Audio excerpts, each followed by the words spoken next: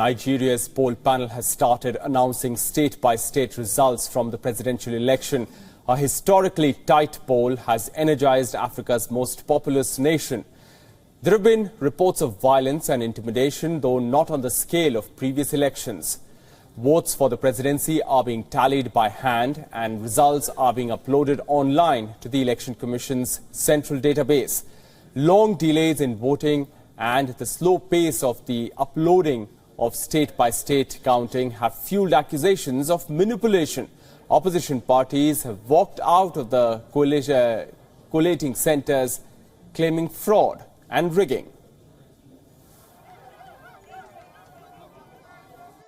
Yes, we're demanding that the results should be speedily uploaded, because the longer you delay it, then the more likely you are going to have infractions.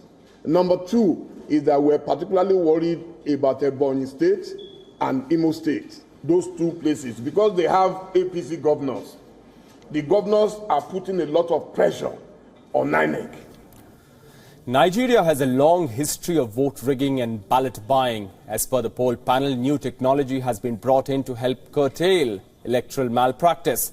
An EU observer mission stated that the poll panel lacked efficient planning and transparency during key stages and reduced public trust.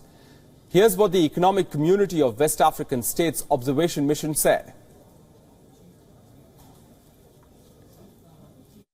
Logistics delay in the commencement of the voting process in some of the polling stations, as well as some technical challenges experienced with the BVAS machines, affected the efficiency of the process in some areas. Now, according to initial tallies, Nigeria's ruling party candidate Bola Tinubu has taken an early lead in the race for presidency. The All Progressives Congress is confident of victory. What they are doing is trying to heat up the polity, provoke us, intimidate our voters and our supporters, threaten us morning, day and night, and ensure that we react to them. We won't do that. But one thing I will say, just to add to what everybody else has said, and if you don't remember anything that I've said today, please remember this. The minute those results are announced, and we, by the grace of God, are declared as the winner, we will defend our votes. In Saturday's vote, Tinubu faced an old rival, Atiku Abubakar of the People's Democratic Party. However, a surprise third candidate, Labour Party's Peter Obi, challenged the two main parties for the first time in Nigeria's modern democracy. Peter Obi has won the key state of Lagos with more than 7 million registered voters. Lagos is a key state. It is also the political home of Tinubu, who governed Lagos from 1999 to 2007. Tinubu, known as the godfather of Lagos, has lost the key state. He has urged his supporters to remain calm.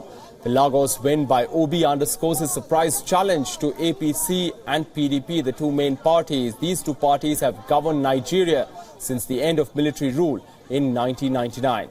The success of the vote will be closely watched in West Africa. Coups in Mali and Burkina Faso and growing insurgency have taken democracy in the region a step back. President Buhari, a former army general, will step down after 2 terms in office. Critics say that Buhari failed in his key promises to make Nigeria safer. Fuel and cash shortages caused by banknote exchange have left many Nigerians struggling more than usual. The inflation is over 20% there.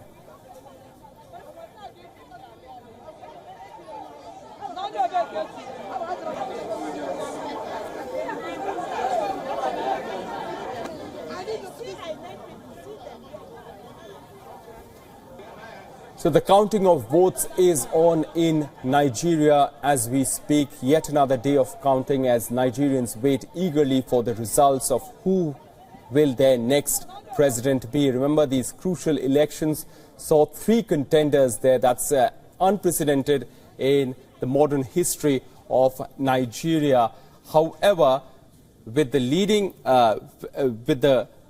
the candidate of the ruling party taking early lead in these elections, opposition is crying foul. Opposition has alleged fraud and walked out of the counting process. How will the authorities address this issue? Will they bring the opposition parties back on board? That's a crucial question that we have to look ahead to. But Nigeria's poll panel starting announcing state-by-state results from the presidential election. This election was a tight contest and has energized Africa's most populous nation. There have been reports of violence and intimidation, but not on the scale as has been witnessed earlier. Let's go across to Louisa joining us for the very latest from Lagos. Hi, Louisa. Let's first talk about the leads. What are the trends showing right now? Has Bola Tinubu, is he holding on to his lead in the race for presidency? Well, it's been a close race since yesterday when the compilation continued from the INEC headquarters in Abuja.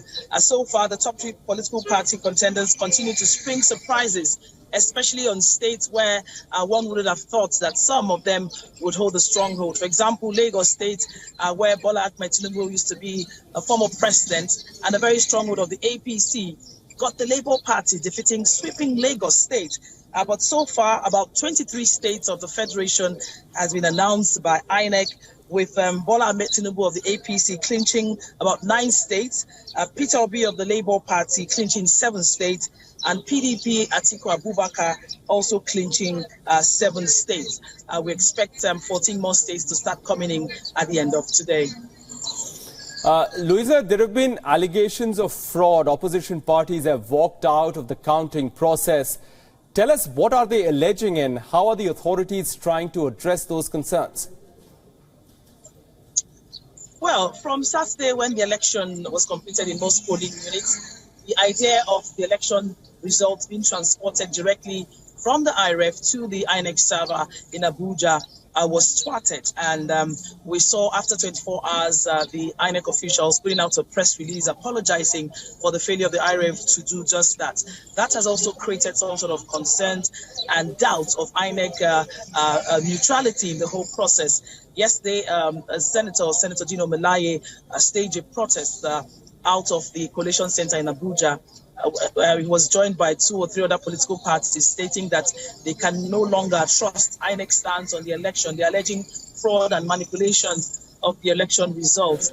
Right now, they've called him to order with other people trying to incite the polity concerning how the election results are going. The IGP, Inspector General of Police, have also called for calm from all quarters in order for political parties not to incite their supporters into possible violence.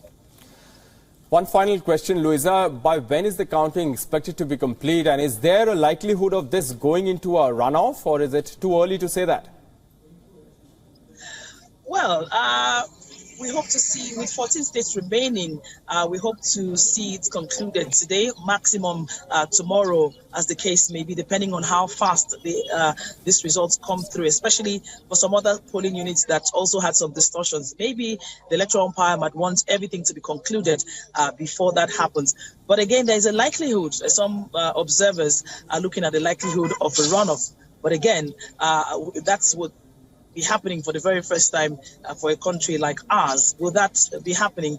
Only time will tell. But as it is closely being followed now, all 3 political parties stand a chance. And you remember that you must win a particular percentage, including the FCT, to be declared winner. So it might be too early to say that, but all fingers are pointing towards a possible runoff.